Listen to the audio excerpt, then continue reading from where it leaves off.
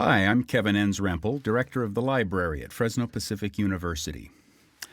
The diagonal orientation of our downtown street grid is an ongoing reminder that Fresno is a child of the railroad.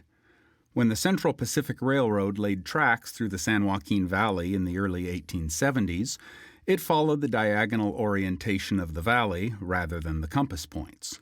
That only made sense if you were trying to lay tracks from one end of the valley to the other.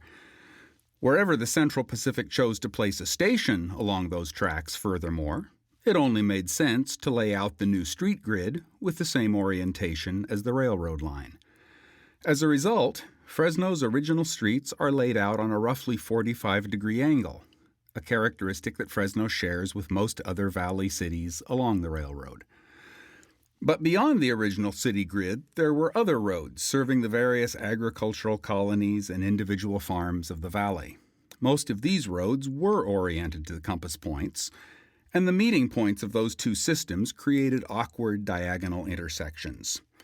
By the late 1880s, Fresno's leaders had concluded that this was neither a practical nor sustainable arrangement, and so reoriented the city's street grid to the compass points.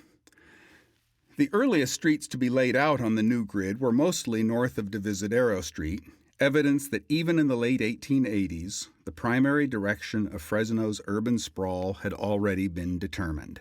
To learn more about Fresno's history, please go to A Guide to Historic Architecture in Fresno, California at historicfresno.org.